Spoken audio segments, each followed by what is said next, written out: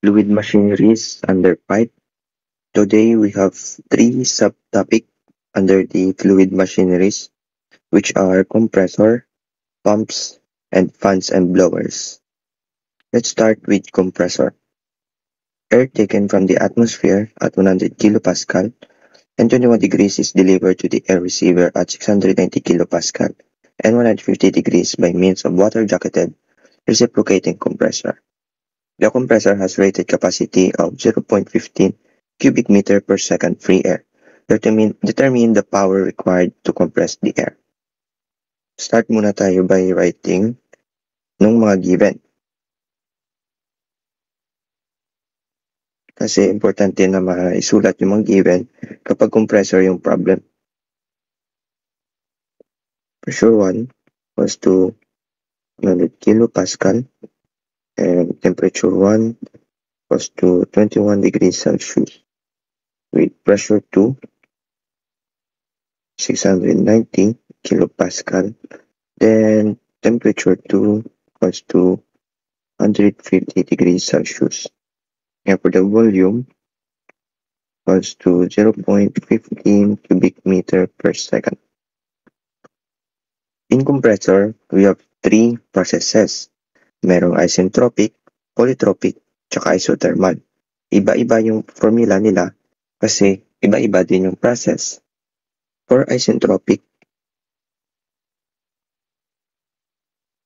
we have work of the compressor equals to K over K minus 1, P1, volume 1, quantity P2, P1, raised to K minus 1 over K minus 1, where K is the adiabatic index. And for standard, K for air is 1.4 for air. For polytropic, same lang sa isentropic, pero i-change natin yung K into polytropic index. And for isothermal, we have work of the compressor equals to P1 V1 ln P2 over P1. But today sa ating problem and mostly for the compressor, yung sinusolve natin ay isentropic process. So, let's use the isentropic formula. The problem natin, we cannot assume na yung K ng air ay 1.4 agad kasi may given tayong pressure 1 and pressure 2, also with temperature 1 and temperature 2. We can find K by using the PVT relationship. Using the formula T2 over T1 equals to P2 over P1 quantity K minus 1 over K, where T2 and T1 must be in absolute, also with the pressure. But dito, assume na lang natin na yung pressure dito ay absolute pressure na kasi taken from the atmosphere. To make the temperature absolute, mag-a-add lang tayo ng 273 to make it Kelvin. T2, we have 150 plus 273 Kelvin over 21 plus 273 Kelvin. Cancel out na to. Was to P2, 690 kilopascal over 100 kilopascal raised to K minus 1 over K. If solved using our car say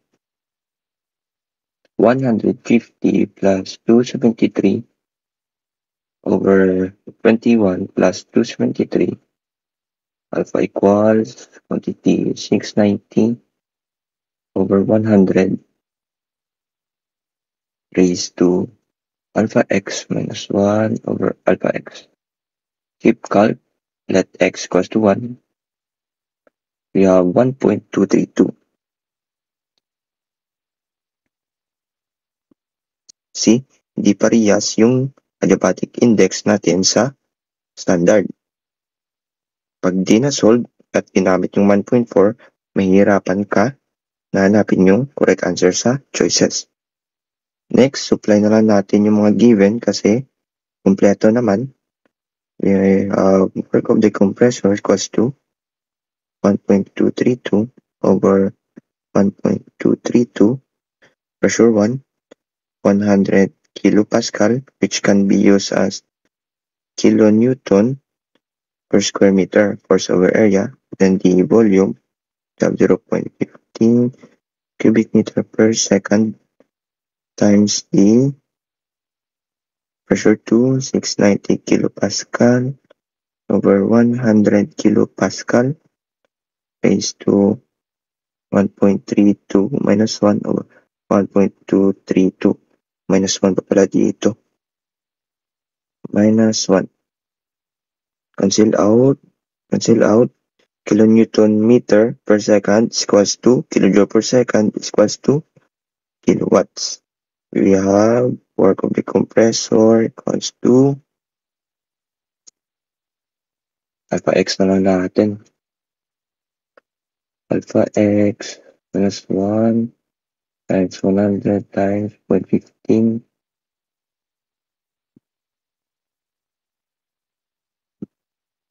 690 over 100 raised to alpha x minus 1 over alpha x minus 1. So we have 39.94 kilowatts. And that is B.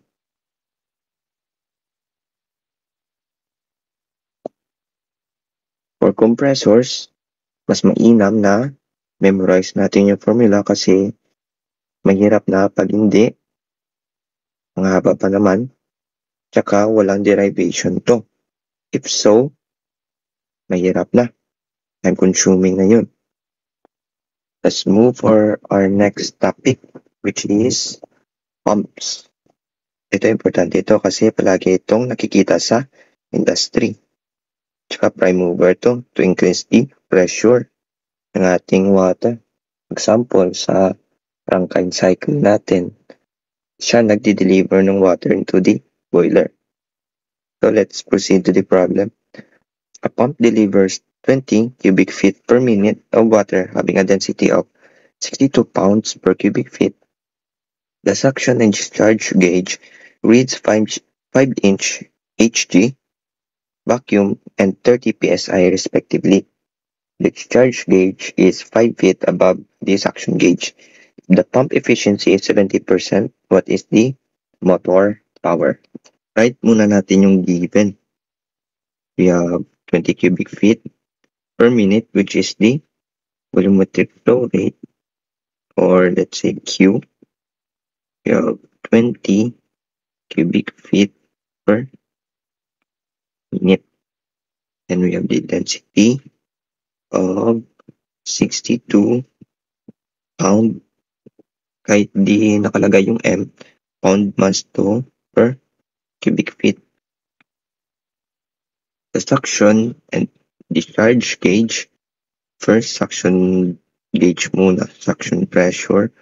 We have suction pressure of negative. Bakit negative? Kasi vacuum. 5-inch Hg. Then we have discharge pressure of 30 psi. Then the discharge gauge is 5 feet above the suction gauge. So it means yung total Z natin, or let's say Z discharge equals to 5 feet. Then the pump efficiency is equals to 70%. And the formula is water power over brake power, out over in. Drawing muna natin yung system. We have pump.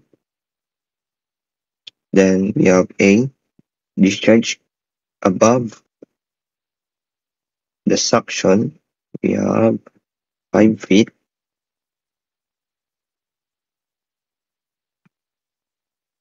Assuming na yung suction is along with the center line.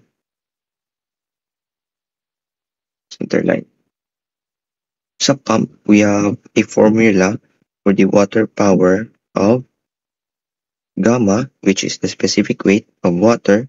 Since water yung pinapump natin, then the volumetric flow rate times the head. As we observe, yung head lang yung ating unknown. Paano ba natin makuha yan? We have the formula using the Bernoulli. We have head equals to discharge pressure minus suction over gamma plus we have velocity discharge squared minus suction velocity squared over 2g plus elevation, both discharge and suction. Ito, pressure head to. Ito, velocity head. At saka ito, elevation head. Since sa problem, walang area na given, we assume na consistent yung area. So it means walang velocity head kasi di nag-change yung velocity. So, 0 na to. Tsaka, yung suction elevation is along with the center line, 0 na din to. Walang elevation. So it means, by rewriting the formula, we have PD minus PS gamma plus the elevation head, the discharge side. But yung gamma is equals to density times gravity. We can calculate for that. Kasi may density tayo eh. Specific weight equals to 62 pound mass per cubic feet times to the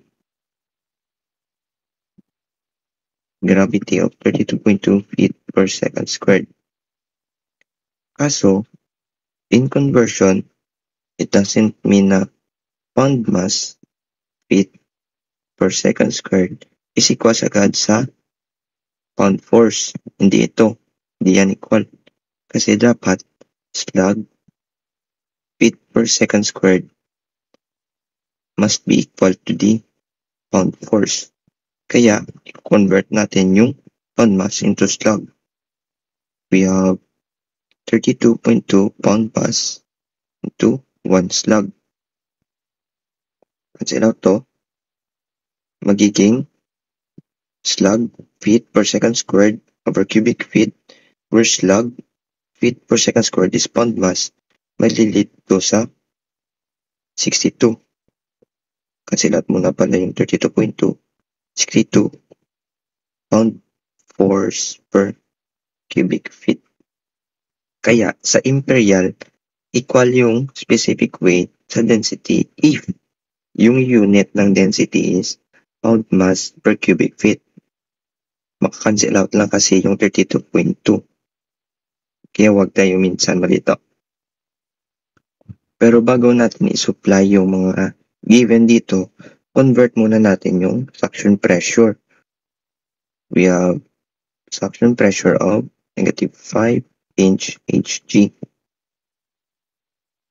Convert natin, we have 29.92 inch Hg is equals to 14.7 psi. Kasi 1/8 atmospheric din tong both to eh. Equals to, cancel out. We have, using Karsey, negative 5 times 14.7 over 29.92 equals to negative 2.46. Negative 2.46 plus 5. I-store naman natin. Store sa 8. So, we can supply na yung mga given. Equals to 30 minus negative 2.46 psi per pound per square inch over 62 pound-force per cubic feet.